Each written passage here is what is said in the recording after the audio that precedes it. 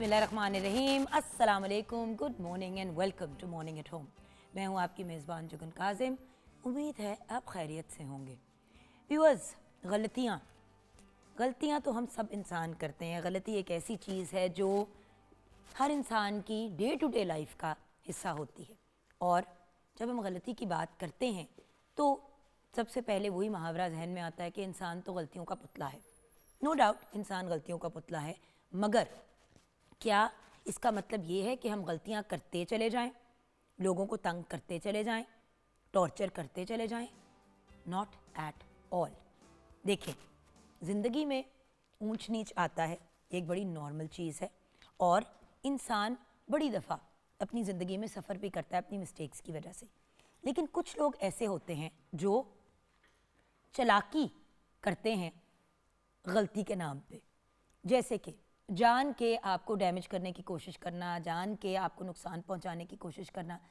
देखिए, एग्ज़ाम्पल, एक चीज़ ये होती है कि कोई इंसान इधर की उधर बात करे और इस नीयत से करे कि वो आपको नुकसान पहुंचाए, बाद में कहे सॉरी मेरे से गलती हो गई, तो आई एम सॉरी, ये काबिल माफ़ गलती नहीं है।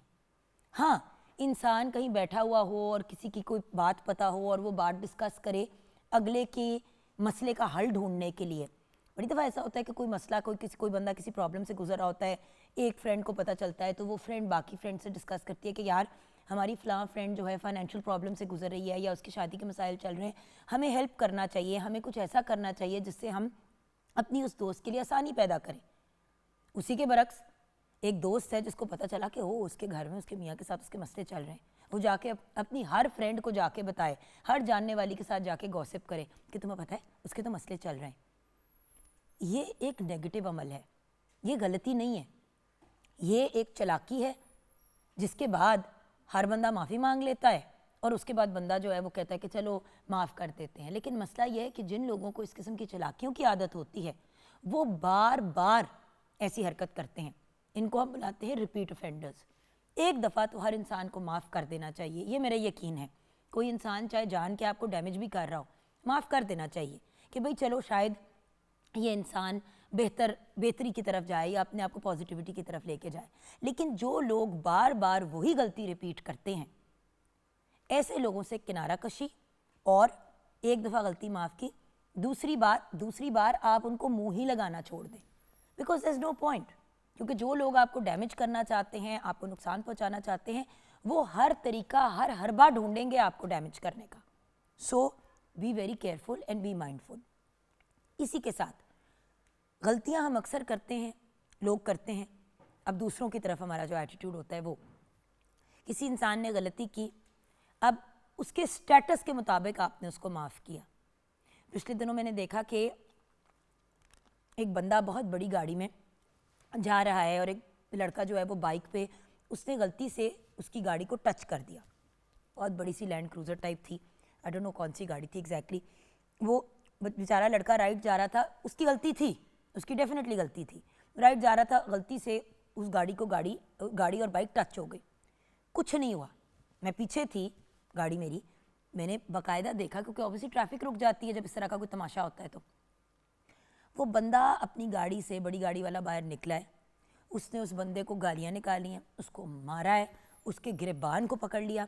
पुलिस आ गई तो पुलिस को कहा कि भाई आप इसको अरेस्ट करें, आप इसको फ़ाइन करें, इसे कहें कि इसने मेरा नुकसान किया है। आगे से पुलिस भी कह रही है जी नुकसान तो कुछ भी नहीं हुआ, नहीं, इसको सज़ा मिलनी चाहिए। अब सवाल ये है कि वही बड़ी गाड़ी वाला अगर इस किस्म का मामला उसी के साइज़ की गाड़ी वाले बंदे के साथ होता, तो क्या वो उसको इतना जलील करता? क्या वो उससे इतनी बदतमीज़ी करता? हमारी ये बहुत बड़ी प्रॉब्लम है व्यूअर्स, कि हम उस बंदे को माफ़ कर देते हैं जो हमारे स्टेटस का होता है या हमारे से ऊंचे स्टेटस का होता है। लेकिन जब कोई ऐसा बंदा होता है जो हमारे साथ झगड़ा करने या आर्ग्यू करने की पोजीशन में नहीं होता, तो उस बंदे को हम बेसिकली मुँह ही नहीं लगाते, मतलब हम उस बंदे को की माफ़ी को लिफ्ट ही नहीं कराते। और ये एक बहुत नेगेटिव चीज़ है व्यूअर्स। अगर अल्लाह ने आपको साहिब हैसियत बनाया है, पोजीशन ऑफ पावर में बनाया है, किसी से कोई गलती ऐसी हो गई है जो आप दरगुजर कर सकते हैं, जिसमें आपका कोई नुकसान भी नहीं हुआ, तो क्या उसको माफ़ करना बेहतर नहीं है, ना कि अगले को जलील करना, इंसल्ट करना? मैं हैरान थी कि भाई उसने तो चलो तुम्हारी गाड़ी को टच किया, तुमने जितना उसको मारा और उसको इंसल्ट किया और उसको गालियां निकाली और पुलिस बुला ली और तमाशा खड़ा किया, और पीछे जो इतने लोग, गाड़ियां फंसी हुई, मैं बिल्कुल पीछे थी, मैं हिल ही नहीं सकी जब तक ये मसला रिजॉल्व नहीं हुआ। सो व्यूअर्स प्लीज़ थोड़ा सा हमें अपना दिल बड़ा करना चाहिए और अपने दिमाग को खोलना चाहिए। दिल बड़ा ऐसा एस्पेक्ट में करना चाहिए कि भाई अगर कोई गलती करता है तो उसको माफ़ करने की हम इतनी सख्त रखें और याद रखें कि यही गलती, यही मिस्टेक्स हमसे भी हो सकती थी। अगेन मैं गलती की बात कर रही हूँ, चालाकी की बात नहीं कर रही।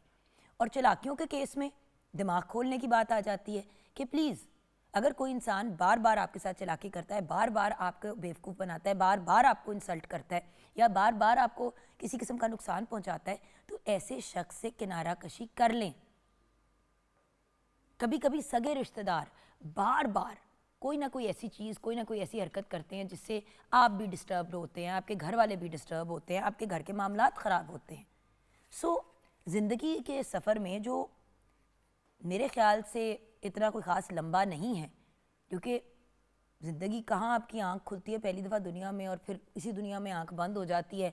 70-80 साल, ज़्यादा से ज़्यादा बहुत कुछ जी लिया तो 100 साल, कोई इतना लंबा अरसा नहीं होता अगर यूनिवर्स को आप देखें तो, क्योंकि वो तो बहुत ही पुरानी है। तो जब इतना सा मुख्तसर सा वक्त आपने इस दुनिया में गुजारना है, क्या बेहतर नहीं है कि सीधी राह पे चले, पॉजिटिवली चलें, दूसरों के साथ अच्छी तरह पेश आएँ और मंजिल तक अपनी पहुंचने के लिए अच्छे काम और पॉजिटिव कामों के साथ आगे बढ़ें। ये नहीं कि लोगों को नुकसान पहुंचाएं और उनको डैमेज करें। गलतियां वो चीज़ हैं जो हमें दर्द भी देती हैं लेकिन हमें सीखने का मौका देती है। हमें उस मौके को गंवाना नहीं चाहिए।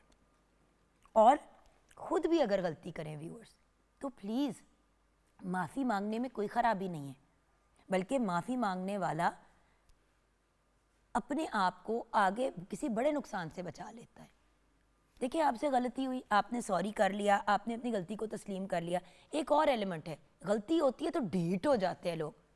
आपने फ़लाँ चीज़, मतलब कोई चीज़ ऑन एयर, फॉर एग्जांपल हम होते हैं डेली शो प्रोग्राम में, कभी मैं कोई ऐसी बात कर दूं, जैसे मुझे याद है कि एक बार रमज़ान ट्रांसमिशन में मेरे मुंह से हज़रत मलिक निकल गया हज़रत मालिक की जगह, एक वैसे ही एक नाम का डिफरेंस आ गया।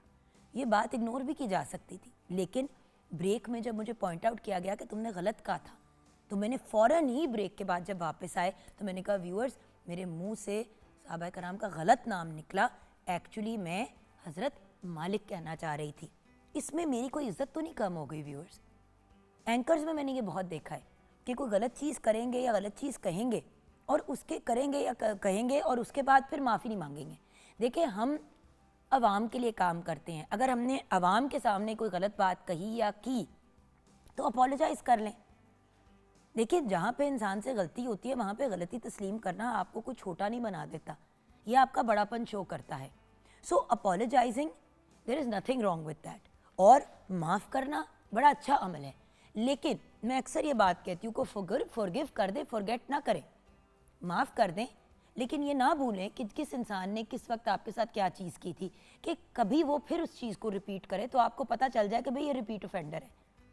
बच्चों को भी, मेरे बेटे मेरी बेटियां कभी भी कोई ऊटपटांग काम करते हैं और सॉरी कहते हैं तो मैं एक ही बात कहती हूँ कि एक दफ़ा सॉरी बनता है और माफ़ी भी बनती है, दूसरी दफ़ा माफ़ी नहीं बनती। आप सॉरी 10 दफ़ा भी कह दो, यानी कि अब आप ढीठ हो गए हो।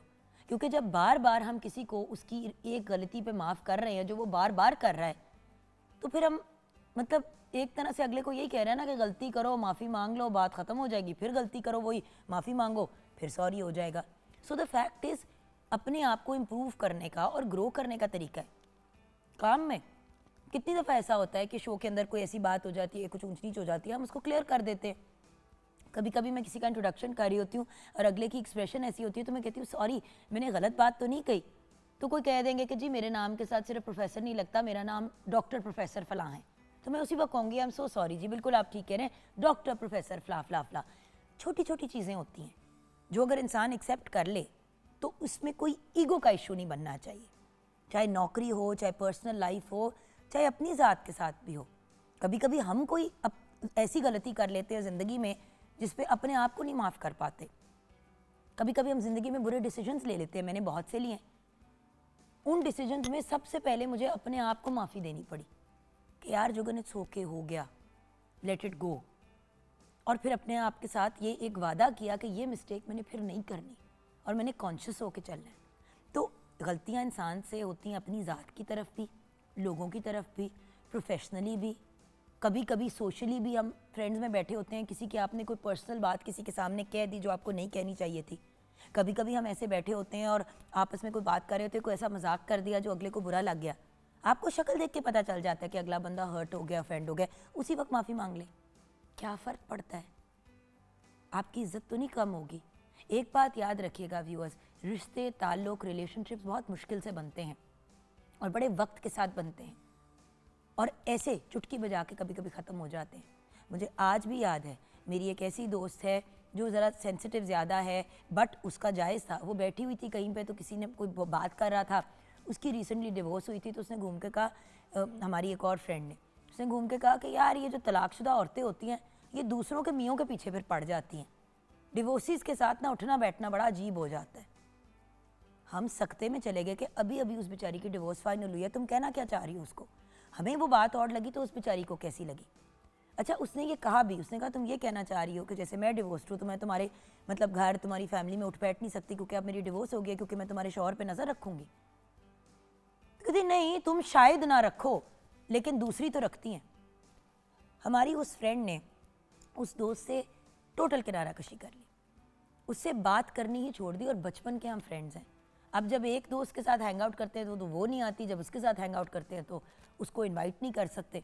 उसको उससे प्रॉब्लम नहीं है, लेकिन उसको क्यों उससे प्रॉब्लम होगी, उसने तो बात की है और उसको लगता है आज भी कि मैंने तो ऐसी कोई बात नहीं की।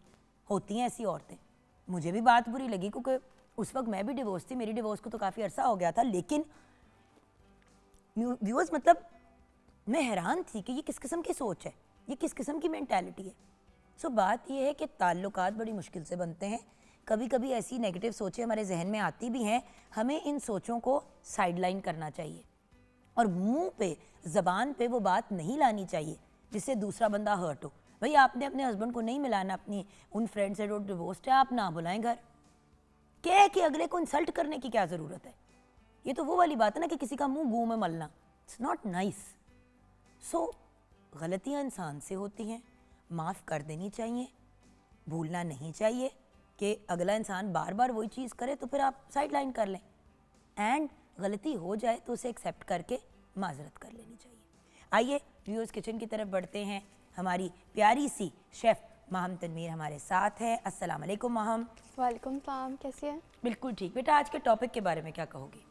आपने इतना कुछ इसके बारे में बताया है, लेकिन मुझे लगता है कि जो माफ़ी मांगना है और जो माफ़ कर देना है, ये दोनों चीज़ें बहुत ज़्यादा बहादुरी का काम है। यानी अगर आपको रियलाइज़ हो जाए कि मैंने कुछ गलती की है, एंड देन उसको एक्सेप्ट करके किसी से माफ़ी मांगना, और स्पेशली जो सामने वाला है उसका ज़र्फ़ देखना कि वो माफ़ कर देता है ऑन द सिचुएशन। बट बेटा एक बात बताऊं, गलती आपसे हुई, आप माफ़ी मांग लें, अगला एक्सेप्ट करे ना करे वो, जैसे कि आपने कहा उसका ज़र्फ़ है, वो उसकी प्रॉब्लम है।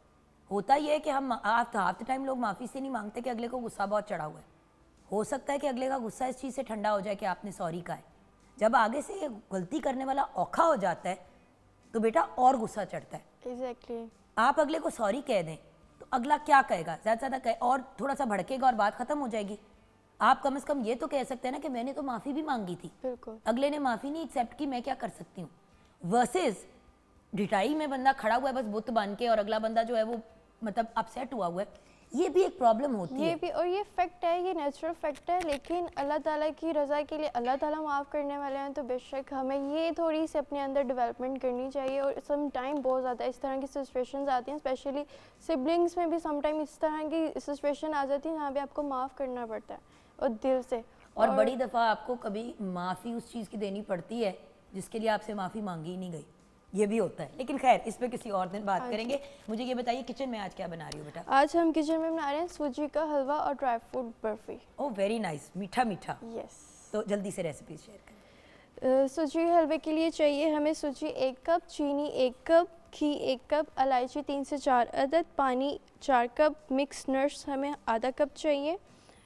सूजी का हलवा बनाने के लिए हमें सबसे पहले घी में 1 कप घी के अंदर हमने 3 से 4 कार्डिमम हरी इलायची डाल के उसको हल्का सा करकराना है। देन हमने उसमें सूजी डाल के उसको अच्छे से 4 से 5 मिनट के लिए भुनाई करके फिर उसमें हमने पानी डाल देना। पानी डाल के उसको अच्छे से भुनाई करके चीनी डाल के साथ ही हमने अच्छे से भूनना है और देन हमने उसके अंदर नट्स ऐड कर देने हैं। देन हमारे पास हैं dry fruits. Dry fruit barfi के लिए हमें चाहिए बादाम 1/4, अखरोट, काजू, पिस्ता 1 चौथाई कप, खजूर 1 कप और कद्दू के बीज जिन्हें हम पम्पकिन सीड्स कहते हैं वो हमें चाहिए 1 खाने का चम्मच। हमने इन सारे नट्स को जो है अच्छे से फाइन चॉप कर लेना है।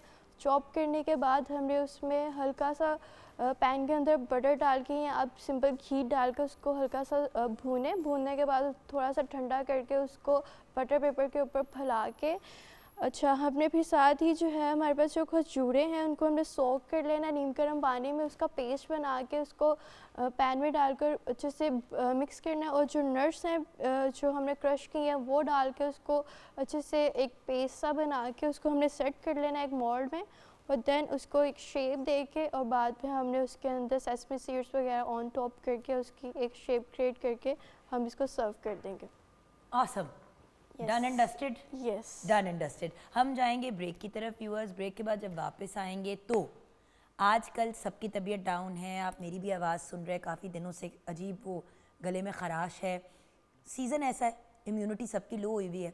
इम्यूनिटी को बूस्ट करने के लिए एक बेहतरीन फल है जो इस सीज़न में इन होता है, वो क्या है ये ब्रेक के बाद डिस्कस करेंगे। आप हमारे साथ रहिएगा।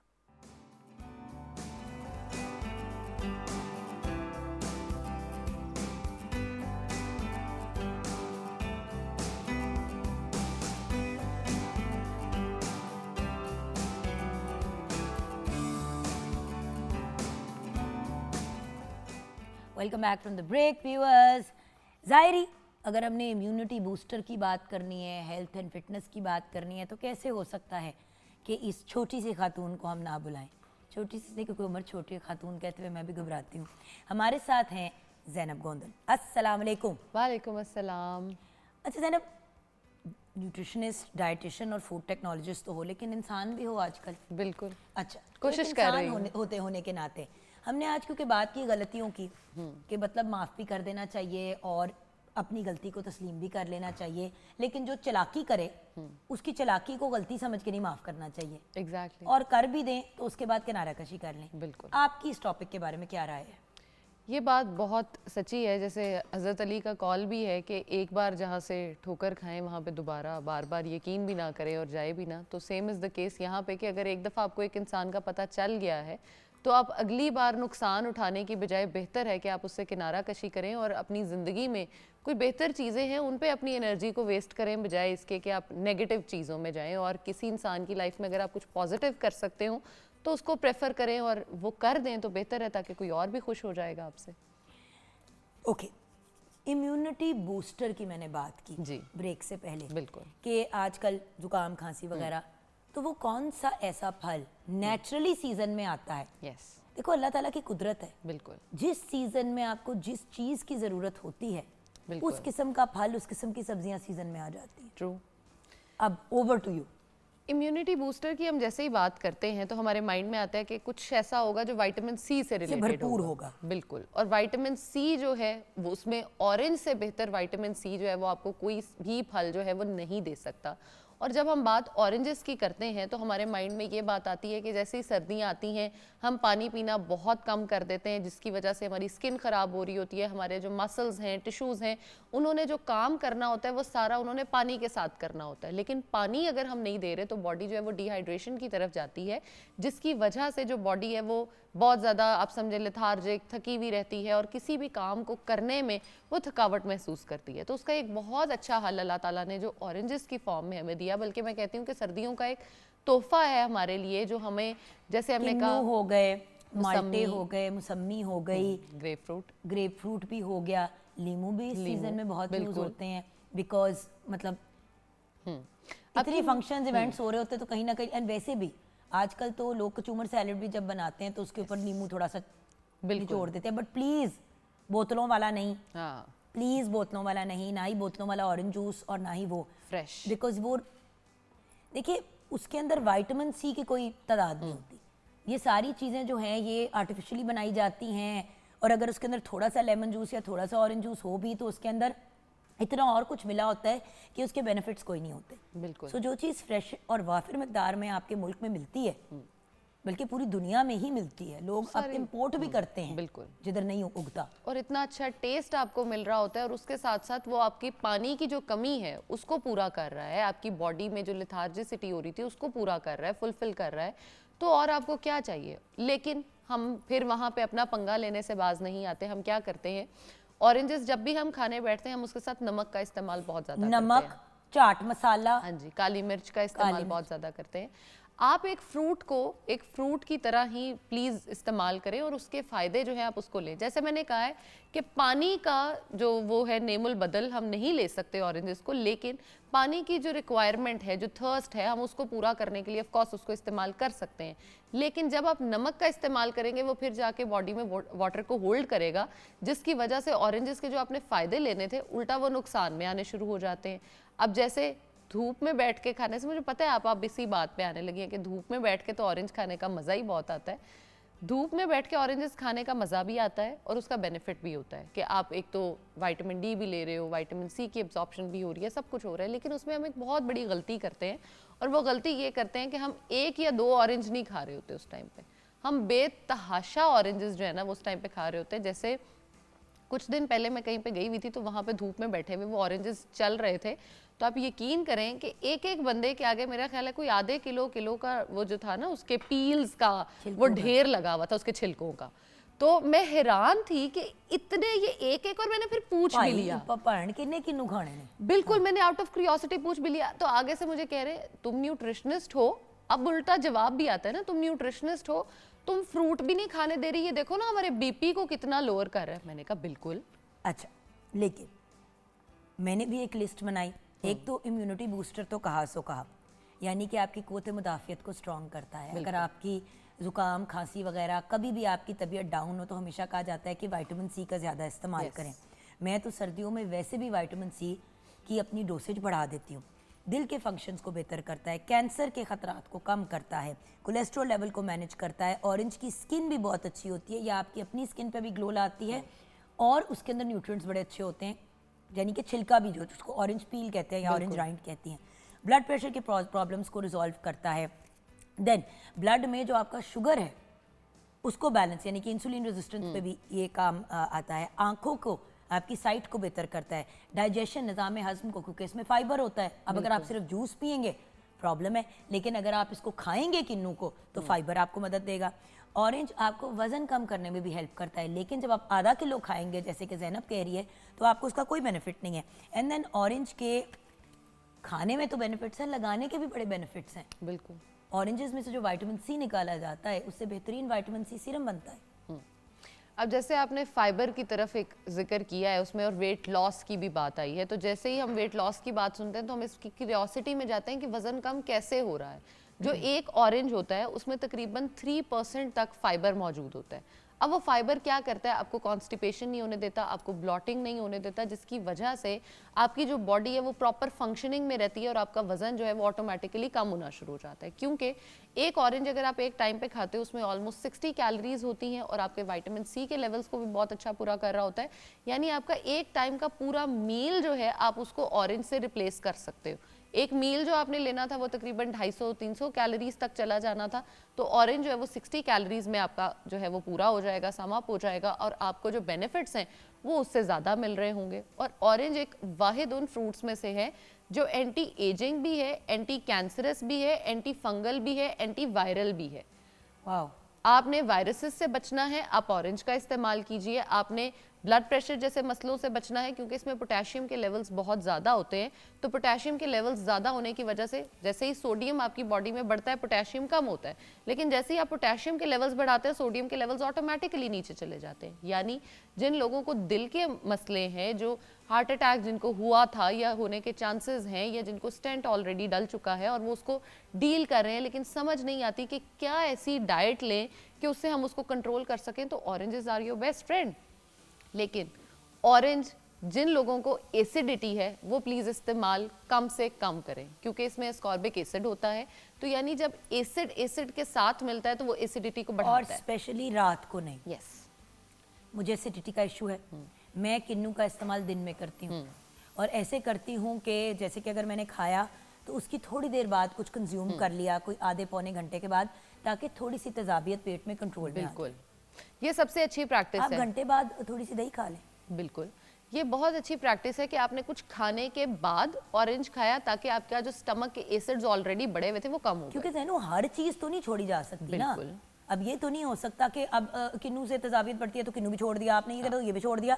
चीजों को कंज्यूम करने का तरीका है, फिर आप उसकी कॉम्बिनेशंस बनाते हैं। हम बहाना बना देते हैं, ग्लूटेन एलर्जी है तो अब हमने कोई भी चीज रोटी वाली नहीं खानी। बिल्कुल। भैया आप चावल इस्तेमाल कर सकते हैं, आप और भी चीजें यूज कर सकते आमंड हैं। फ्लोर यूज कर सकते हैं। मैदा चले हम कहते हैं नुकसानदेह, लेकिन उसको मिक्स करके चीजों के साथ कोकोनट बेसन का फ्लावर। इस्तेमाल यूज किया जा सकता है। बिल्कुल, बहुत तरह के आटे जो हैं वो मौजूद हैं, हम उनको इस्तेमाल कर सकते क्योंकि हैं। हम अपने आप को जब बहुत ज्यादा डिप्राइव कर देते हैं हाँ, तो फिर उसके भी नुकसान आते हैं। न्यूट्रिएंट्स डेफिशिएंट होते चले जाते हैं और हमारी बॉडी जो है उसको फिर कोप अप नहीं कर पाती। अब जैसे बच्चों में ऑरेंजेस का इस्तेमाल हमें नहीं पता कि हमें किस एज से कराना शुरू कर देना चाहिए। कब करना चाहिए? बच्चों में आप ऑलमोस्ट 1 ईयर से ऑरेंज उसको सिंपल आप उसको खिलाने की कोशिश ना करें।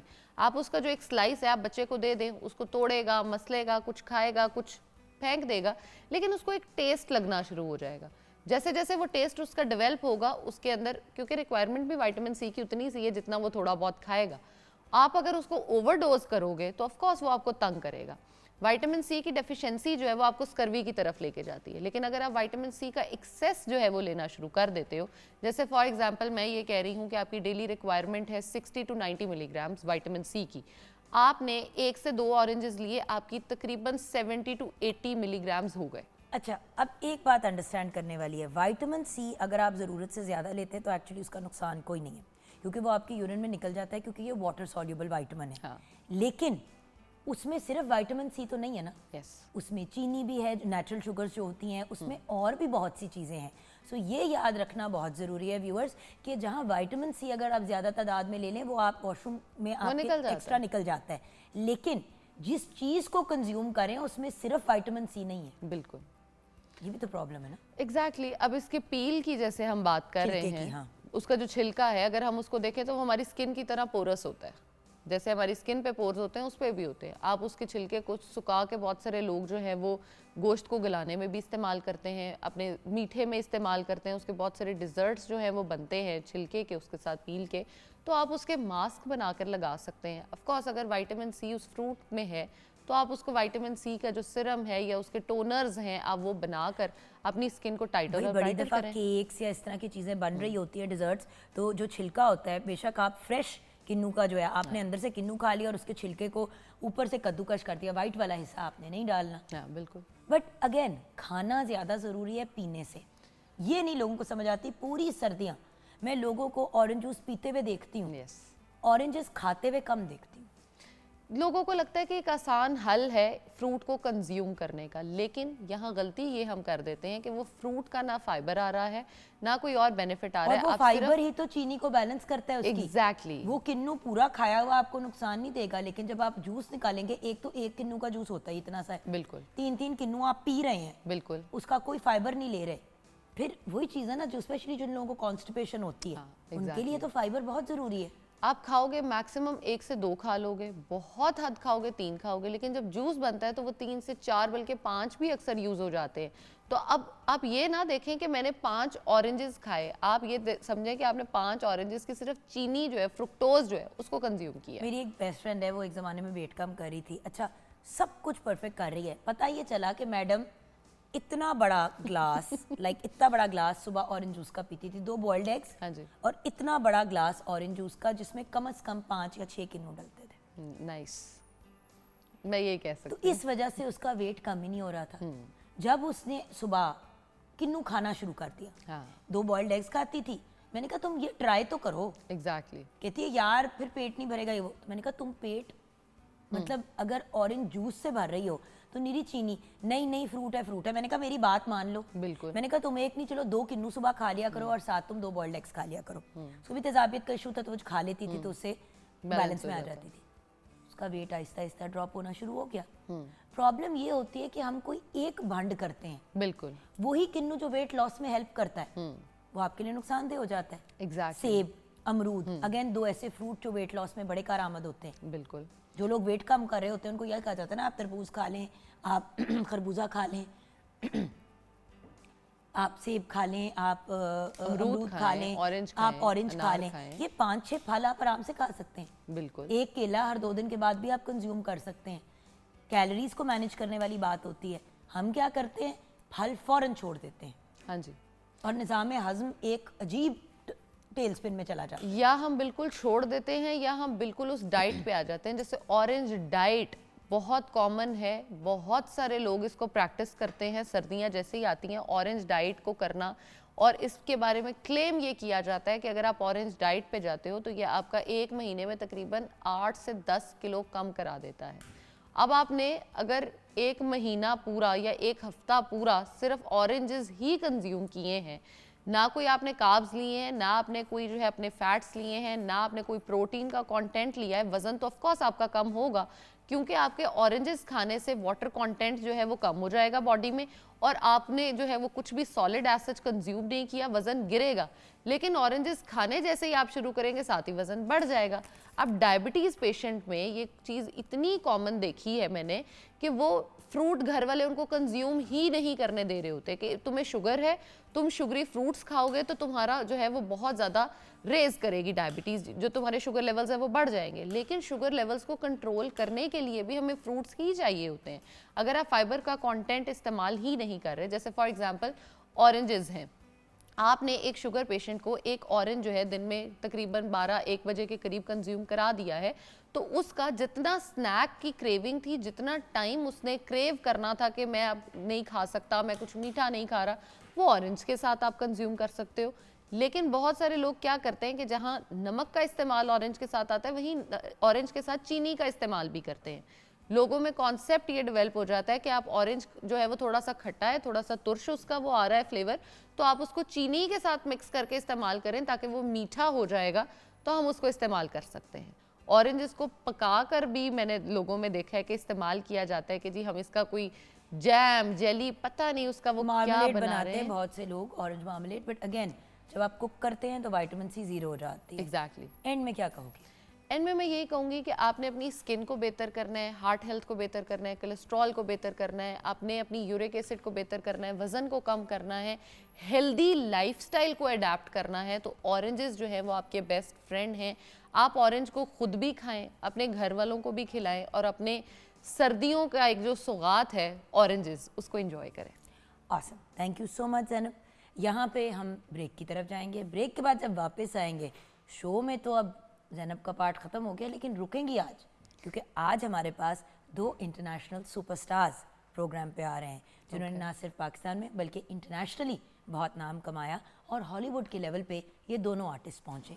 ये कौन है, आज उनसे बात करेंगे। साथ में एक मेरे भी बहुत अच्छे और प्यारे दोस्त हमें ज्वाइन कर रहे हैं, जो कराची से स्पेशली आए हुए हैं। सो ये लोग कौन हैं और क्यों ये 3 लोग एक साथ आज शो पे आ रहे हैं, ये तो ब्रेक के बाद ही आपको पता चलेगा। हमारे साथ रहिएगा।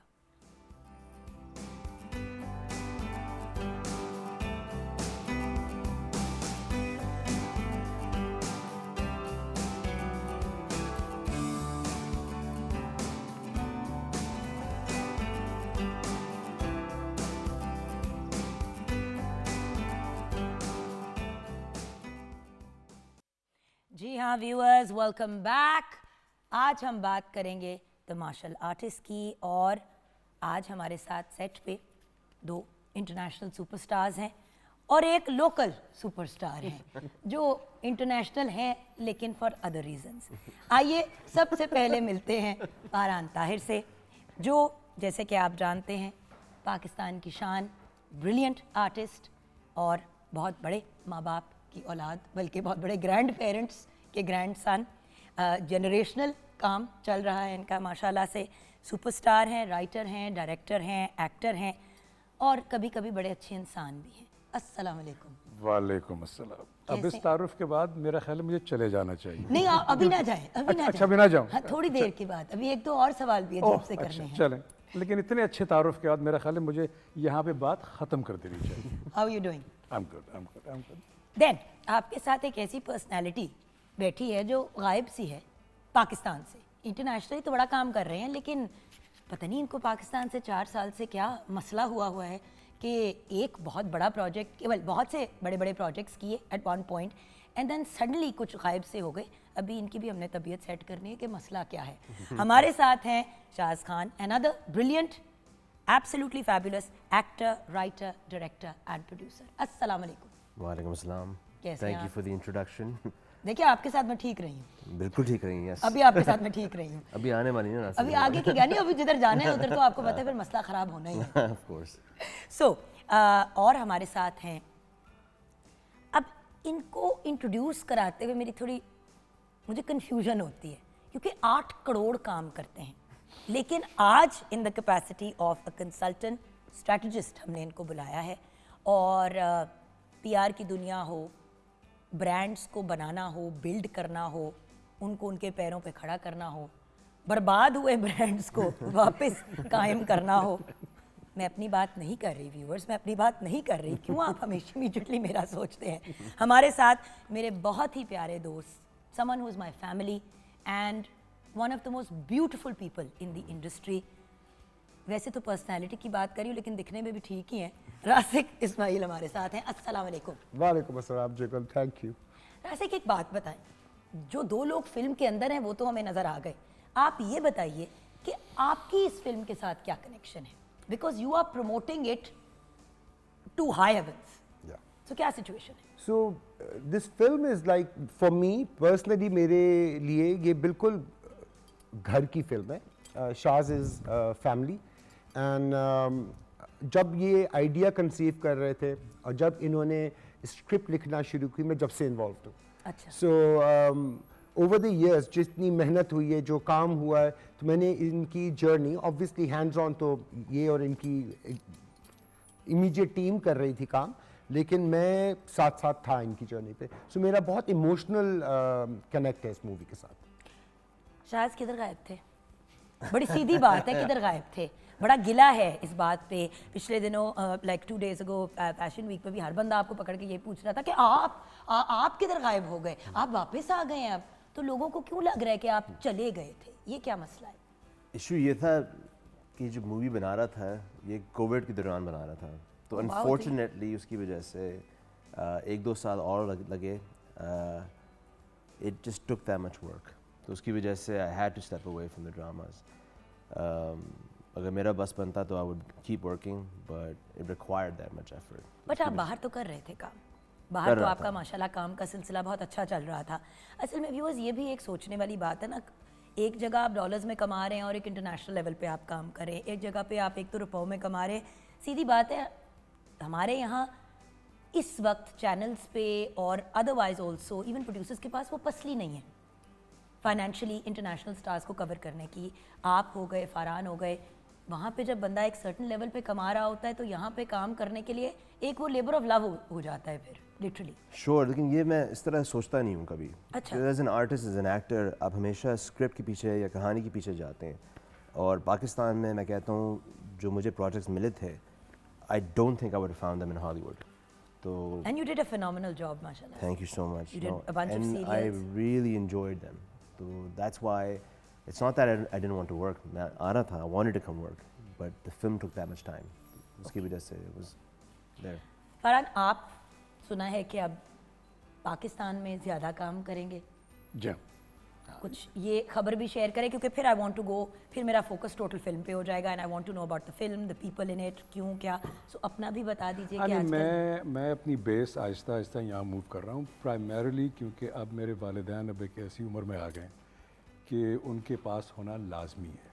उनको अब आपकी ज़रूरत है। हाँ, और मुझे उनकी ज़रूरत है, बिल्कुल। इसलिए मेरा यहाँ पे होना लाजमी है। तो अब और अल्लाह के फजल से अब करियर और टेक्नोलॉजी एक ऐसी स्टेज पे है कि मेरा वहाँ होना लाजमी नहीं है। बिल्कुल सही। जब काम होगा जा सकता हूँ, कर लूँगा, आ जाऊँगा।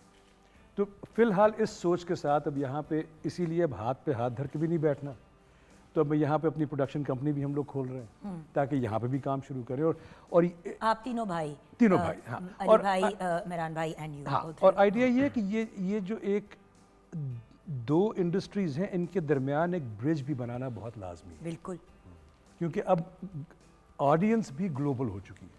बिल्कुल सही। तो शाज, अंडा पहले आया, मुर्गी पहले आई, पहले आप फिल्म में कास्ट हुए, हुआ क्या? ज़रा ज़ीरो से शुरू करते हैं। ये आइडिया पहली दफ़ा कब और कैसे आया? मैं वो उस डिस्कशन की नहीं बात करना चाहती जो आपने प्रोफेशनली की, दिमाग में कब ये फतूर नहीं, ये पैदा? बहुत मुश्किल सवाल है, क्योंकि मैंने जो एक शॉर्ट फिल्म बनाई थी 10 साल पहले, उस वक्त आइडिया कंसीव हुआ था, लेकिन वो एक बॉक्सर था। उसके बाद जो मैंने फिल्में देखी थी, काम किया था, ये आहिस्ता आहिस्ता ये इवॉल्व हुआ है। एंड ऑनेस्टली जब मैंने दादा का किरदार लिखा था ना, जो हमारे साथ बैठे हैं, बड़ी जवानी में हमारे लड़के को आपने दादा बना दिया। who's the an actor is an अभी तो वो actor. पापा बने थे, अभी तो वो पापा बने थे। आप सोचें, that's how much confidence I had in him, because he can play anything. Farhan भाई हॉलीवुड में उन्होंने इतना काम किया है as an actor coming up in Hollywood. I used to look up to him. मैं कहता था कि वाह, वन डे मेरा करियर उनकी तरह हो, आई वुड देखे यूज्ड टू। यस। फंसा लिया हमने भी रेटिंग बढ़ानी है, कोई लड़ाई तो हो, कुछ तो हो, कोई मारपीट हो, कुछ मार्शल आर्टिस्ट हम यहाँ पे भी देखें। अब उसका नजरिया बिल्कुल बदल चुका है, यूज्ड टू। हाँ जी। बट मेरा इरादा ये था कि हम एक फ़िल्म बनाएं जिसमें हम पाकिस्तान को दिखाएं, अमेरिका को दिखाएं, एक ब्रिज बने and show this powerful character from Pakistan that Farhan भाई did a phenomenal job in. आपने ट्रेलर में भी देखा है, बट इन द मूवी जब हमारी टेस्ट स्क्रीनिंग्स हुई हैं, बेवरली हिल्स में हुई हैं, दुबई में हुई हैं, his part is the most favourite. Everybody आपने भी अच्छा काम किया। मैंने सही काम किया हुआ है। आप भी ठीक थे, सनम भी ठीक थी, बाबर भी ठीक था। और अभी सारे ये नहीं ठीक थे। बताता है, अभी ये नहीं बताता कि इसने कितनी मेहनत की है। मैं एक्चुअली मैं वापस वहां जाना चाहती हूँ जो कि बात कहाँ से जो शुरू हुई। ट्रेनिंग इसने ली है, जिस तरह से इसने काम किया है, अगर इसके ब्रूजेस देखें तो उसी से पता चल जाएगा कि इस फिल्म की प्राइस इसने क्या पे की है, फिजिकली, इमोशनली, स्पिरिचुअली। या उसकी ये हम्बल है, इसलिए बोलता नहीं है नहीं, इसके बट बारे ये में। बात करनी ज़रूरी है शायद। देखें, ज़माना बदल गया है, लोग फिल्म जाके तो देखते हैं, लेकिन हर बंदा फिल्म में जो लोग होते हैं उनकी बैक स्टोरी जानना चाहते हैं, और ये भी जानना चाहते हैं वाई। क्योंकि जिस खूबसूरती से ये आपने मूवी बनाई है, डेवलप की है, इवन फ्रॉम द प्रोमो, मैंने क्या आपसे पूछा, मैंने कहा पक्की बात है ये असल कहानी नहीं है? Are you sure it's not a real story? Because it's so believable. अगर प्रोमो इतना बिलीवेबल है Thank you. तो फिल्म क्या होगी? और मुझे पता है कि ये प्रोमो अभी छोटा है, नॉर्मली आप 1 मिनट का देखते, 2.5 मिनट का हमने आपको दिखाया, एक्चुअली इतना कुछ है कि ये तो टीजर का भी टीजर है। It's every scene, everything has been worked on. और हमारे यहाँ मूवी आपको पता है 6 महीने में बनू के उसको लगा भी देते हैं ना, उस पर कोई प्री प्रोडक्शन होती है ना पोस्ट होती है, जो बना सो बना लगा दी। हम सॉरी, 4-6 फिल्में ही पाकिस्तान की सुपर हिट हुई हैं, इसमें वो पोटेंशियल है कि ये पाकिस्तान नहीं इंटरनेशनल हिट हो। तो हम भी जानना चाहते हैं शुरू कहाँ से हुआ आइडिया? 10 साल पहले आपने शॉर्ट फिल्म बनाई, फिर क्या हुआ? जब स्क्रिप्ट हम लिख रहे थे, मैं लिख रहा था, मेरा जो पार्टनर है माइकल, जो मेरा ड्रामा स्कूल का दोस्त है, उस वक्त मैं जब सिनेमा को देख रहा था, सिनेमा में मूवीज़ बन रही नहीं थी जिसमें जो हमारे लोग हैं वो रिफ्लेक्ट हों कल्चरली, इवन इमोशनली, जो स्ट्रगल्स हैं हमारी। मेरा बचपन पाकिस्तान में गुजरा, but I lived in the States. मैं Pakistani in Philadelphia, New York, California, Pakistan में कहाँ बड़े हुए? Karachi and Islamabad. Karachi. Formative years, 5 साल से लेकर when I was 11। तो जब मैं गया था अमेरिका, उसी वक्त मुझे पता था कि मैं इस तरह की कहानी बनाऊंगा एक दिन। I had no idea that it would be this, but I knew that I would make a story like this. Inspiration क्या थी? क्योंकि हम बड़े इंस्पिरेशन होते हैं। ये थी कि I wanted to show our people, I wanted to show our beauty, I wanted to show our emotions, I wanted to show all those things, लेकिन I wanted to show it in English film through an English lens. क्योंकि हमारी फिल्में सिर्फ वो hit होती हैं जिसमें पाकिस्तान को बुरा भला कहा जा रहा होता है इंटरनेशनली। आपने देखा है, देखिए वो एक बड़ी अच्छी चीज़ है कि एक वो वाली साइड भी नज़र आती है, बट एक हमारी बड़ी खूबसूरत साइड है, हमारा कल्चर बहुत रिच है, हम बड़े पैशनेट लोग हैं, बड़े प्यार करने वाले लोग हैं, जो आपने बड़ी खूबसूरती से ट्रांसलेट किया इस फिल्म के अंदर। आपने पाकिस्तान की पॉजिटिव इमेज दिखा के हिट बनाने की कोशिश की, बुरी नहीं। शुरू से यही इरादा था, क्योंकि जब मैं देखता था सारी मूवीज़ जो आती हैं उसमें वो क्लैशनिकोव्स हैं, दाढ़ियाँ हैं, but it's always in a pickup truck in some dusty road. मैं कहता था ये क्या, ये तो इमेज नहीं है, मैं बचपन मेरा इधर गुजरा है, this is not reflective of the people that I know. तो सो देन अगर आप ये रिफ्लेक्ट करना, ये दिखाना चाह रहे थे, why martial artist? You understand what I mean? नहीं, मार्शल आर्ट्स मतलब दंगे फसाद के बगैर भी तो ये हो सकता था। वो मार्शल आर्ट्स एक यूनिवर्सल चीज़ है जो आप पाकिस्तान में, जापान में, चाइना में, अमेरिका में कह लें, एवरीबडी कैन कनेक्ट विद। वो ऐसी कहानी है एक मार्शल आर्टिस्ट की जो स्ट्रगल है, थ्रू द फाइटिंग आप बहुत कुछ कह सकते हैं। And I thought it was a very good vehicle for a story. In the writing I also discovered जो मार्शल आर्टिस्ट, असली जो मार्शल आर्टिस्ट हैं जो लड़ते हैं, उनकी कहानियाँ इतनी इंस्पिरेशनल हैं कि मैं उनसे इंस्पायर होकर मैंने फिर ये जो मैं स्क्रिप्ट लिख रहा था, मैं उनसे आइडियाज़ ले रहा था and I was putting them into the story, क्योंकि वो अपनी जान देते हैं। They are there every day sacrificing everything in the ring. तो I thought it was a very interesting way to portray it. और मैं फ़ैन भी हूँ of martial arts and mix martial arts. And मज़े की बात है कि बाबर पीरज़ादा जो इस फिल्म में हैं, उनके अब्बा जो हैं अपने Salman Pirzada, the eldest brothers of the Pirzadas, जिनको मैं प्यार से अब्बा बुलाती हूँ बिकॉज इज़ ऑल्सो मेरे कज़न भी हैं बाबर, उनके अब्बा is also very into martial arts and whatever. और आज भी वो जब एक्सरसाइज करते हैं तो यही करते हैं, तो मुझे वो बड़ी इंटरेस्टिंग लगी कि Babar is in a film और लाइक आप दैट। सोचें, बाबर के साथ मेरी एक ऑडिशन में मुलाकात हुई थी LA में। अच्छा, हाँ, और वो जब निकला है ऑडिशन से, हमने ऑडिशन दिया और मैं उससे बात कर रहा हूँ और मुझे लग रहा है कि मैं जानता हूँ तुम्हें कहीं से, and I didn't know if we had met before or not. मैं घर गया, फिर पता चला that I had actually come across him before. किसी ने मुझे उसका एक प्ले भेजा था। तो बाबर उसी वक्त से मुझे पता था ही had to be in my movie. मुझे ये नहीं पता था what character at that point, but I just knew he was gonna be in a movie that I was gonna make. ये बहुत अच्छा एक्टर है, very good actor. In his blood. In his blood, yes.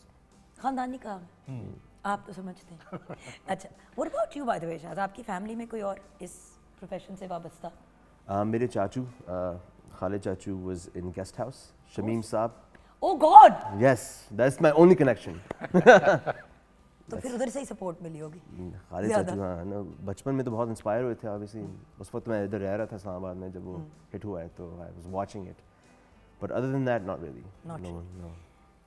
Farhan, आपका तो मुझे समझ नहीं आती, आप वो इच्छाधारी नाग नहीं होते थे पुराने ज़माने में कि जो भी रूप उनको बनाना है, अब पता नहीं आपने नहीं देखा होगा ना, आप उस वक्त तो नहीं थे, हम बड़े हो रहे थे वो देखते हुए, तो वो होता था कि अक्रॉस द बॉर्डर की मूवीज़ में कि वो कोई भी रूप धार लेते थे। कभी खूबसूरत सी खातून बन जाते, कभी वो बंदा बन जाते थे, कभी वो डेंजरस सी कोई चीज़ बन जाते थे। तो ये आप हाउ? फरहान ये तारीफ कर रही है। मैं समझ गया, लेकिन नहीं, वो सबको पता है कि मेरी तारीफ ऐसी होती है। मेरा ख्याल है मेरी अपनी पर्सनालिटी इतनी बोरिंग है कि मुझे कोई ना कोई रूप धारना पड़ता है ताकि दुनिया में कोई थोड़ी सी इज्जत या कोई थोड़ा सा प्यार मिल जाए। No, but on a serious note, I mean देखिए, बहुत से एक्टर्स होते हैं, बल्कि पाकिस्तानी एक्टर्स और एटलीस्ट पाकिस्तानी डिसेंट के एक्टर्स बड़े कॉन्शियस होते हैं कि भाई मैंने अपनी उम्र से बड़ा कैरेक्टर नहीं प्ले करना।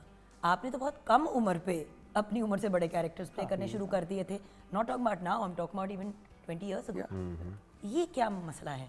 ये मसला नहीं, असल में एज एन एक्टर ये आपका एक इंटरनल एक प्रॉमिस है अपने साथ कि मैं अपने आप को आर्टिस्टिकली स्ट्रेच करता रहूँगा, और हमेशा कंफर्टेबल जोन में रह के काम करना जो है वो बोरिंग हो जाता है। मेरे लिए हमेशा the more I am at the edge, जहाँ पे मुझे पता है कि गिर भी सकता हूँ और संभल भी सकता हूँ, वो मेरे अंदर एक क्रिएटिविटी की स्पार्क पैदा करता है। तो मेरे लिए कि अच्छा कैरेक्टर, बुरा कैरेक्टर, खूबसूरत तो खैर नहीं करता कभी, लेकिन जो मुख्तलिफ कैरेक्टर, और उसकी मेरे लिए उसमें सबसे बड़ी बात यह है कि मुझे मुख्तलिफ कैरेक्टर्स करके उन किरदारों के साथ एक एम्पैथी पैदा होती है, जिससे मेरी एक एम्पैथी ह्यूमैनिटी के साथ पैदा होती है। बिल्कुल। So that's my way of looking at it. लेकिन देखें, हम जिंदगी से इंस्पिरेशन लेते हैं ना चीज़ों की। आंसू आंखों में नेचुरली तब आते हैं विदाउट ग्लिसरीन एंड विक्स वगैरह, Yes. व्हेन किसी ना किसी ट्रेजेडी को हमने फेस किया होता है और हम उसको कनेक्ट करते हैं उस वक्त अपने कैरेक्टर से। एटलीस्ट माई सेल्फ, इतने से जो मैं थोड़ी बहुत एक्टिंग करती हूँ उसमें मैं कोशिश करती हूँ कि ज़िंदगी से ही हम लें, और ज़्यादातर हम लोग ज़िंदगी से ही लेते हैं। आप तो ज़िंदगी जब से ही ले सकते तो हैं, जब और- दादा कभी बने ही नहीं, हाँ, तो वो भी एक चीज़ होती है ना कि हाँ, but I want to talk about आप लोगों की क्रिएटिव प्रोसेस क्या थी इसमें आने की, दोनों से।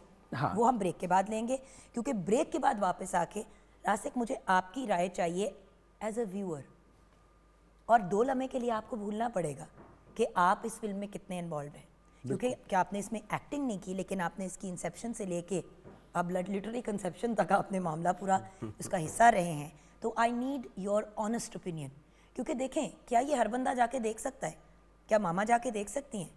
अगर मेरी नानू जिंदा होती हैं अभी तो क्या वो जाके देख सकती थी? क्या मेरा बेटा हमजा 18 साल के देख सकता है? क्या मेरी बेटी नूर बानो जाके देख सकती है? पूरी मैंने आपको एक ट्रजेक्टरी दे दी है। मैं इसका जवाब आपसे जानना चाहूँगी एक छोटी सी ब्रेक के बाद।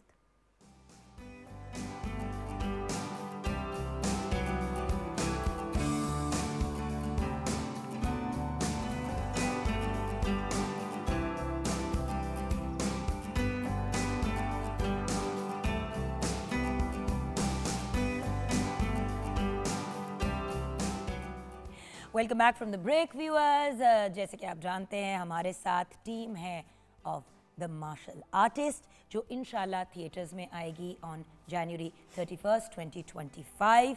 सो लिटरली अराउंड द कॉर्नर, 1 महीना रह गया है। It's directed by Shahz Khan, it's written by Shahz Khan and Michael Ross. Producers में फरहान ताहिर का भी नाम आता है, शाहज़ खान है, रासिक इस्माइल हैं, और एक बहुत लंबी लिस्ट है ऑफ पीपल। मतलब genuinely viewers, it's a labour of love. बहुत से लोगों ने अपना अपना हिस्सा डाला पाकिस्तान की एक पॉजिटिव इमेज देने के लिए, एंड इंटरनेशनली हमारे काम को रिकग्नाइज़ कराने के लिए। क्योंकि देखिए, जब एक पाकिस्तानी आर्टिस्ट एक प्रोजेक्ट बनाता है, उसको निकालता है, तो फिर उसका फोकस, शुक्र है कि इस पाकिस्तानी आर्टिस्ट का ये फोकस था कि पाकिस्तान और बाहर दोनों जगह पे ये फिल्म ट्रांसलेट करे, क्योंकि वहाँ का काम अक्सर यहाँ नहीं करता और यहाँ का काम वहाँ नहीं करता। सो वो ब्रिज क्रिएट करना बड़ा मुश्किल काम है। बट क्योंकि किचन में भी माम हमारा इंतज़ार कर रही है, तो क्या सिचुएशन है जान? यस, सूजी का हलवा और ड्राई फ्रूट्स बर्फी जो है वो रेडी है। Awesome. यस, और इतने मीठे मीठे प्यारे प्यारे लोग हैं, तो मीठा मीठा बनता था। Congratulations for advance. Thank you. Thank you so much मेरा बच्चा। सो रासिक, आपने फिल्म देखी हुई है? जी, मैंने बिल्कुल फाइनल वाला वर्जन नहीं देखा है, 90% वाला वर्जन देखा था। I was privileged to see that. लेकिन जैसे आपने मुझसे बोला, मैं बिल्कुल no filters, I am not going to be marketing it, I am just talking as a viewer.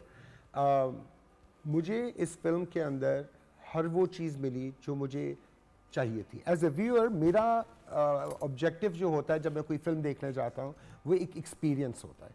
मुझे इमोशनल राइड चाहिए होती है, मुझे हाइज एंड लोज चाहिए होते हैं, मुझे एक्शन देखना है, मुझे जो भी करना है, मुझे एक फीलिंग के बाद एक बाहर निकलूँ तो वो लिंगर ऑन करे। इस मूवी को देखने के बाद मैं कोई 1 हफ्ते तक डिफरेंट इसके एस्पेक्ट्स के ऊपर सोचता रहा। So that powerful. And again, जब आपके पास फरहान ताहिर टाइप के लोग एक कैनवस पे हैं, आपके पास शाहज़ खान है, एंड यू कैन टेल, सनम सईद हैं, सनम सईद हैं, इंटरनेशनल आर्टिस्ट हैं हमारे पास। इंटरनेशनल आर्टिस्ट हैं। मैं ज़्यादा रिलेट, ऑब्वियसली मैं सनम को, शाहज़ को, फरहान को जानता था। जो बाकी लोग थे जिनको नहीं जानता था, तो उनकी भी मैं बगैर बायस के बोल रहा हूँ, strong depiction of their characters है।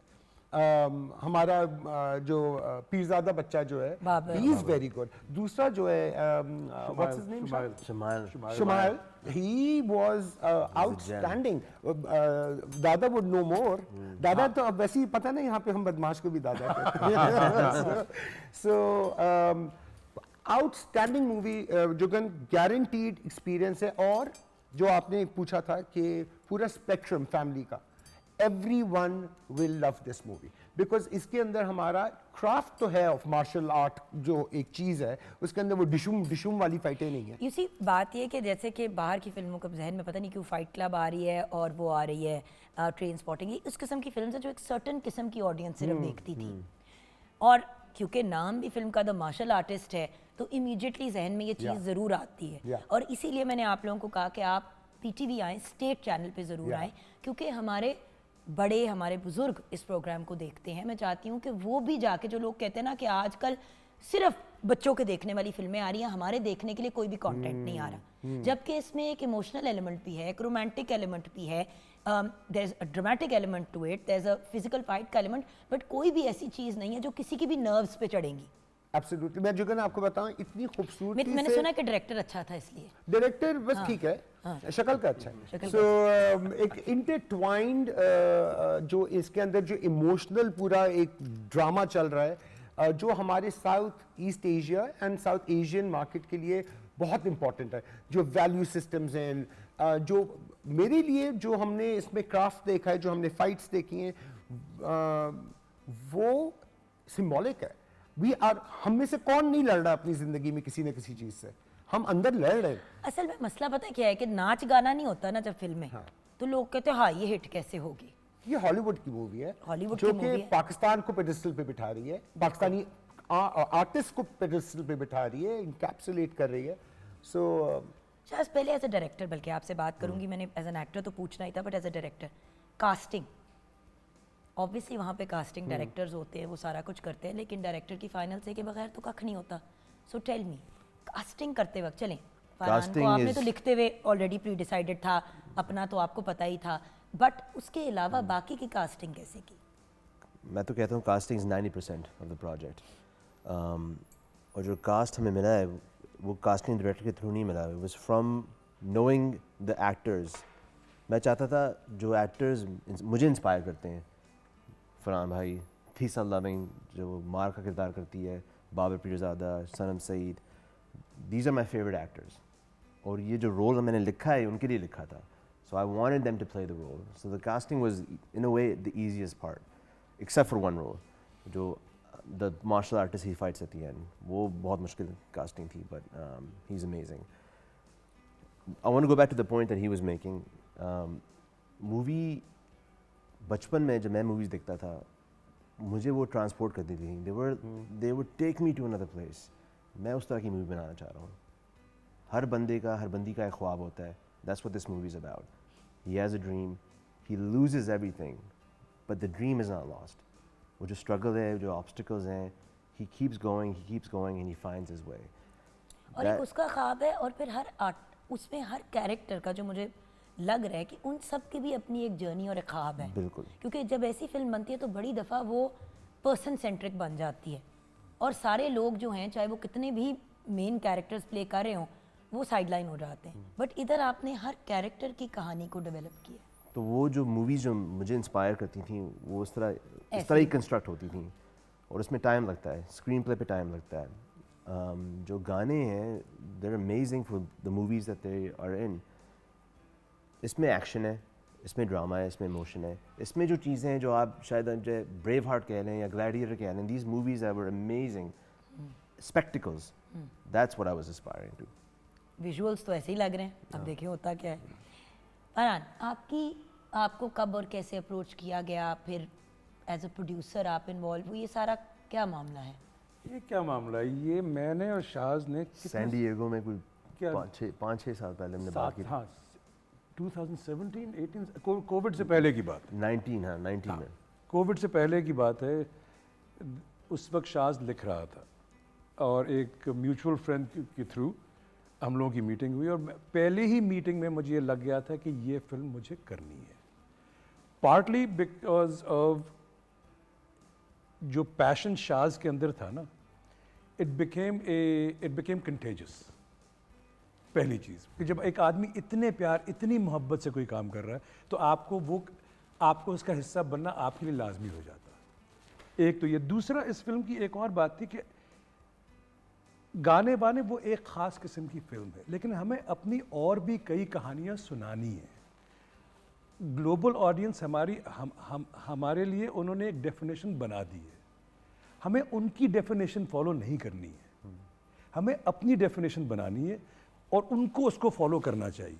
तो जब इस तरह के प्रोजेक्ट्स आते हैं जिसमें एक और किस्म का पहलू आपको नज़र आ रहा है, एक और हमारे कल्चर की एक और साइड, एक और एंगल नज़र आ रहा है, so that inspired me. Then उसके बाद जो कैरेक्टर इसने लिखा है, उस कैरेक्टर में एक जो बात मुझे बहुत अच्छी लगी, उसके अंदर एक खामोश किस्म की स्ट्रेंथ है जो कि इसके कैरेक्टर को चाहिए। वैसे एक लाउड स्ट्रेंथ भी है, एक बार दो बारी तुसी हाँ नहीं अच्छी खासी वो एक दो दफा तुसी एक दो बारी अच्छी खासी बेइज्जती भी कीती है वो तो करनी पड़ती है। और डांटा मैं कहा अस्सलाम वालेकुम कैसे हैं आप सर, अगली बार ऐसी गलती नहीं होगी सर। याद रखिएगा, सर, याद अस्सलाम रखिएगा। वालेकुम, देखेंगे।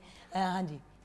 नहीं तो ये और उसके बाद शाज इज़ वेरी हम्बल, ये नहीं बताता है कि इसने कितनी मेहनत की है इस फिल्म पे फिजिकली। आई मीन इस बेचारे के अगर ब्रूजेस और इसके जो इसके साथ हुआ है, भाई क्या हुआ है बता भी दो, आखिर क्या हुआ है, you know.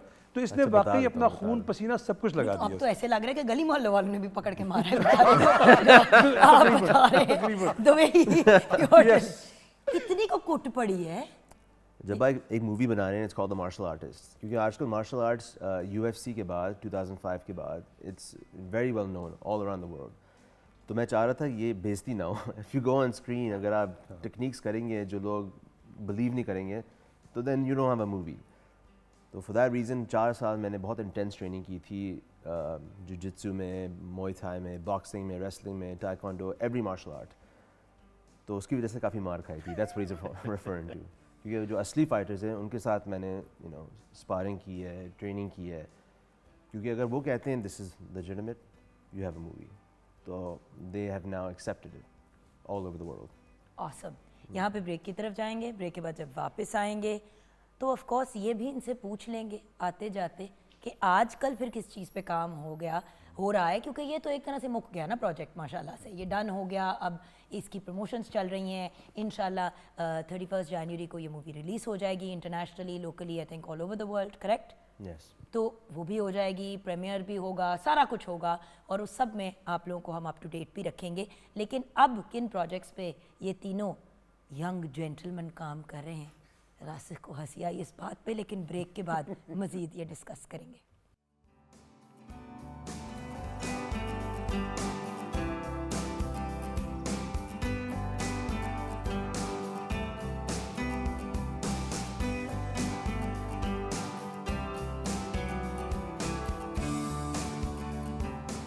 Welcome back from the break viewers. बात हो रही है द मार्शल आर्टिस्ट की, जो एक बहुत ही अमेजिंग फैमिली एंटरटेनमेंट की फिल्म है, स्पेशली उन लोगों के लिए जो हमेशा शिकायत लगाते हैं कि भाई फिल्में तो आती हैं, नाच गाने होते रहते हैं, उसके अलावा कोई मटेरियल नहीं होता।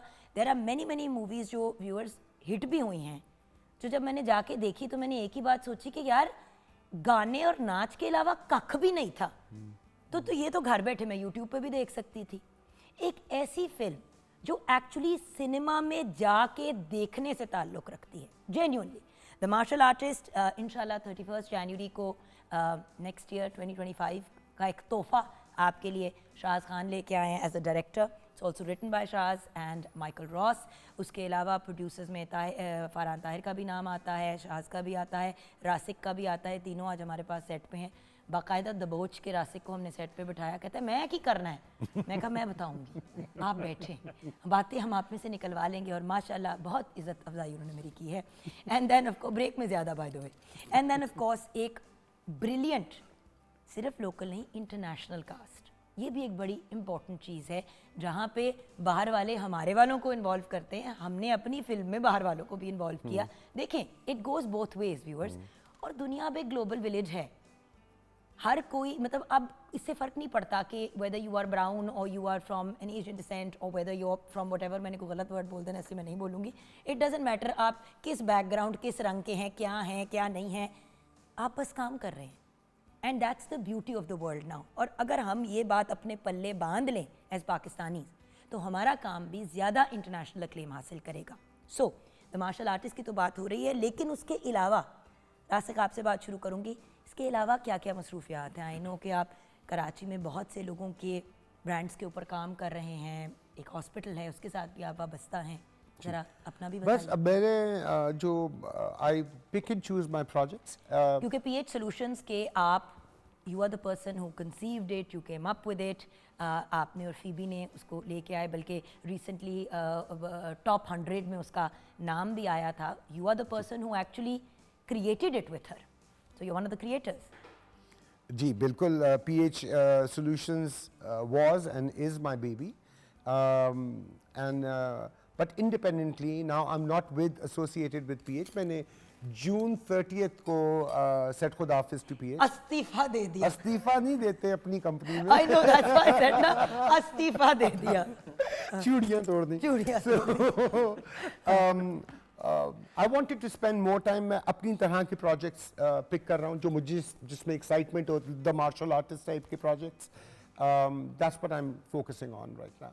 So और बहुत से प्रोजेक्ट्स आपने लोकल और इंटरनेशनल प्रमोट भी किए हैं और मतलब बहुत सी फिल्में जो हमने देखी स्मैश हिट्स, क्योंकि व्यूअर्स हम लोग एक्चुअली जो स्क्रीन पे लोग आ रहे होते हैं सिर्फ उनको देखते हैं, ये नहीं रियलाइज़ करते कि इवन इस मॉर्निंग शो मैं तो सिर्फ यहाँ पे बैठ के बकबक कर रही हूँ, मुझे स्क्रिप्ट तक किसी ने लिख के दी है।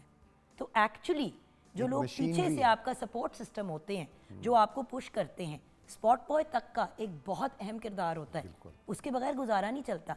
सो अपने टेक्नीशियंस एक एक बंदे को याद रखना, जो एडिट पे लोग बैठे, हर बंदे को जिन्होंने म्यूजिक बनाया, बड़े लोगों का नाम सिर्फ क्रेडिट्स में आ जाता है, उनको याद रखना जरूरी है। बिल्कुल सही कह सो रही हैं। Thank you, as they would say abroad, thank you for your but Jugan it's so good for the industry. हमारे ये मैं एक बात बोलना चाहूँगा, ये इसलिए नहीं कह रहा कि मैं एसोसिएटेड हूँ इस प्रोजेक्ट के साथ, मैं इसलिए कह रहा हूँ मैं इंडस्ट्री का हिस्सा हूँ और ये हमारी इंडस्ट्री के लिए बहुत बड़ा एक ब्रेक थ्रू है। हम अपने पड़ोसी ममालिक के लोग, चाहे वो मतलब बोथ सा ईरान हो, इंडिया हो, कहीं से भी लोग दिख रहे होते हैं, हमारे नहीं दिख रहे थे, ग्लास सीलिंग आई हुई थी। ये प्रोजेक्ट वो ब्रेक कर रहा है, एक अपॉर्चुनिटी का डोर ओपन हो रहा है जिसके अंदर यहाँ पे हमारे कैरेक्टर्स एज कैरेक्टर्स दिख रहे हैं। उसके अंदर ज़रूरी नहीं है कि आप एक कैरेक्टर हैं उस मूवी में, जो माँ है वो माँ बनी हुई है, वो गोरी है, काली है, पीली है, डजंट मैटर, माँ का रोल अदा कर रही है। सो ये बहुत डिफरेंट मूवी है, बहुत मज़े की मूवी है। Okay Shaz, local and international क्या प्रोजेक्ट्स चल रहे हैं, किन पे काम करना है? आई नो कि आपको रिसेंटली ऑफर्स भी आई यहाँ से कुछ प्रोजेक्ट्स की, तो इधर के प्रोजेक्ट्स पिक एंड चूज़ करने में क्या आपका थॉट प्रोसेस होगी और बाहर क्या काम? What should we expect next? Thought process तो always character and story. That's it. If I'm connected, I'm in. अभी हमारी प्रोडक्शन कंपनी DCS के थ्रू 4-5 प्रोजेक्ट्स हमारे डेवलप हो रहे हैं। एक हम अनाउंस करने वाले हैं, फरहान भाई के साथ भी कोलैबोरेशन दोबारा हो रही है through his own production company and the sequel of the martial artist as अच्छा वक्त बुरा वक्त बता के नहीं आता। वो मेरी सूरत में आता है। But anyways, I will definitely work in Pakistan again. मैं चाह रहा हूँ कि ड्रामा में भी काम करूँ, फिल्म में भी काम करूँ, and I want to make great cinema going forward that can be enjoyed all over the world with Pakistan. With Pakistan. अभी ये पूछना है कि द मार्शल आर्टिस्ट क्यों देखे? अगर वन लाइनर देनी हो तो वो आप लोग क्या देंगे? अभी उसकी तरफ आना है। व्हाट अबाउट यू फैन, आप से हम क्या एक्सपेक्ट करें? आई नो कि अनगिनत सीरियल्स आपको ऑफर हुए हैं, बल्कि 2 मेरे थ्रू भी हुए। हाँ, हुए तो थे। You turned around and said के ठीक तो हो। नहीं, वो ये असल में- क्या है? हाँ, वो जो शाज बात कर रहा है ना, character and story is very important. मुझे दुनिया में कहीं पे काम करने में एतराज़ नहीं है। ये एक बात लोग कहते हैं कि आपने वहाँ काम किया तो यहाँ क्यों करेंगे? क्योंकि हमें ग्लोबली एज एन आर्टिस्ट काम करना चाहिए। अगर मुझे इटली जाके काम करने में कोई एतराज़ नहीं है तो मुझे पाकिस्तान आके काम करने में एतराज़ क्यों हो? बिल्कुल। सिर्फ उसमें यह है कि हाँ, इतना ज़रूर है कि मैं ऐसे कैरेक्टर्स करना चाहूँगा जिसमें कुछ करने को हो।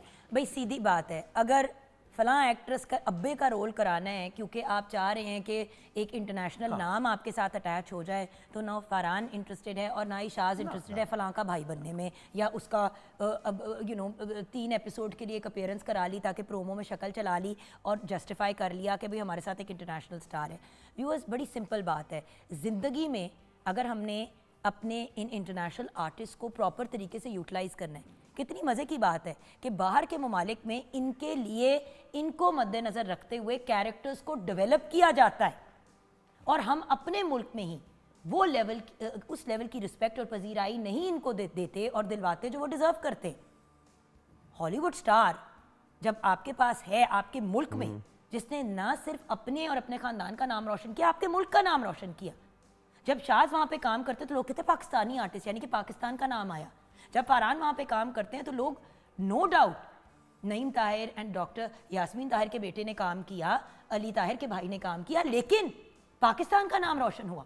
तो क्यों नहीं हम ये चीज़ रिकग्नाइज करते और इस चीज़ को अवेल करते कि भाई अगर बड़े स्टार हैं तो फिर उनको उस लेवल का काम देना चाहिए। So we need to stop using our international stars for decorative purposes.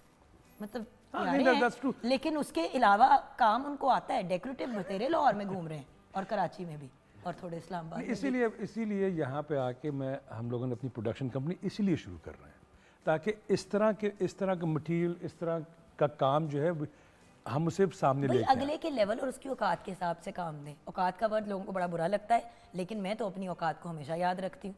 So the point is that हर बंदे को याद रखना चाहिए कि किसी का कैलिबर क्या है। इतनी मेहनत करके इस लेवल पे पहुँच के और ऐसी मार्केट में अपने आप को मनवाना जहाँ पे मुँह नहीं लगाते थे एक ज़माने में हमारे लोगों को, वहाँ पे अपने आप को जब इन दोनों लड़कों ने मनवाया तो फिर इन दोनों को उस लेवल की रिस्पेक्ट और उस किस्म के कैरेक्टर्स मिलने चाहिए।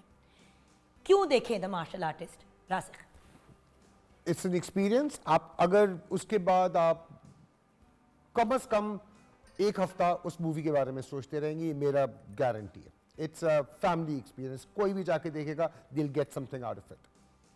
शाज, आपका ओपिनियन चाहिए as a director and as an actor. As a director मैं कहूँगा जब मूवी ख़त्म होगी and they leave the cinema talking with each other, एक दूसरे से बात कर रहे हैं, सवाल पूछ रहे हैं, गाने बज रहे हैं। जो कुदरत जो नाम है उसका, मेरा composer, he made some of the most amazing compositions in this film.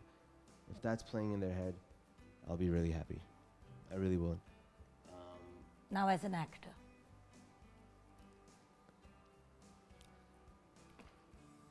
As an actor, मैं कुछ कह नहीं सकता because performance audience के हाथ में है. We'll see if they like it or not. क्योंकि देखिए आपका काम मुश्किल था। आपने इस एंड पे भी होना है कैमरे के और उस एंड पे भी होना है। और व्यूअर्स ऑनेस्टली मैं सलाम पेश करती हूँ उन लोगों को जो डायरेक्ट और एक्ट एक ही प्रोजेक्ट में खुद करते हैं। दुनिया का मुश्किल तरीन काम है। फरहान, आप समझते हैं, आप खुद भी एज अ डायरेक्टर काम करते हैं कि दुनिया का मुश्किल तरीन काम है। सो क्यों कोई देखे जाके द मार्शल आर्टिस्ट? देखिए, मेरे लिए फिल्म वो अच्छी होती है जो इसमें आपको जवाब से कम सवाल मिले। ठीक है। और इस फिल्म में एक अच्छी बात यह है कि इस फिल्म में आपको एंड में एक बो टाई उसकी रैप करके आपको एक तोहफा नहीं दिया जा रहा। आपके लिए एक ऐसा संदूक खोला जा रहा है जिसमें से आपको अपने बारे में और दुनिया के बारे में और अपनी ज़िंदगी के बारे में और अपने हालात के बारे में सवाल उठाने पड़ेंगे। वो फिल्म मेरे लिए अच्छी होती है जो आप सिर्फ जाके देख के भूल ना जाएं। वो आपको अगले नाश्ते पर, 2 दिन के दोपहर के खाने पर, रात को ड्राइव करते हुए आपको वो फिल्म बार बार कुछ ना कुछ आपसे पूछती रहती है। तो मेरे नज़दीक मार्शल आर्टिस्ट वो फिल्म है जो आपसे कुछ ना कुछ पूछती रहेगी। Awesome. Thank you so much for joining us. बहुत बहुत शुक्रिया. It was an honor and a pleasure having you guys on the program. और viewers, again, The Martial Artist एक बहुत ही brilliant project और थिएटर्स में January 31st, 2025 शाहज़ खान की directed film है। उन्होंने लिखी, लिटरली एक लेबर ऑफ लव है और इस प्रोजेक्ट को देखना भी ज़रूरी है और फिर आप लोगों की फीडबैक भी बहुत मैटर करती है। ये एक ऐसा प्रोजेक्ट है जहाँ पे आपकी फीडबैक बहुत मैटर करती है कि इस एंड पे क्या कमियाँ रहीं, क्योंकि उस एंड पे वो ज़रूर बोलेंगे कि ये कमियाँ रहीं। तो आपको क्या महसूस हुआ ज़रूर देखिएगा। और अगर मैं इतने कॉन्फिडेंस से कह रही हूँ तो अच्छी फिल्म होगी ना। आइए एक दफ़ा फिर से जिन लोगों ने लेट ट्यून इन किया, प्रोमो दिखाते हुए आज के शो को क्लोज़ करते हैं। महम, आपका बहुत बहुत शुक्रिया बेटा, ब्लेस यू। हमारी शेफ़ भी, आपको पता है हमारे लिए एक बड़ा इम्पॉर्टेंट कैरेक्टर है हमारे इस टीम का। जाते जाते व्यूअर्स, प्लीज़ पाकिस्तानी सिनेमा को प्रमोट करें, उसकी सपोर्ट करें, पायरेटेड चीज़ें मत देखें। Please go to the cinema and watch it. It's amazing family entertainment.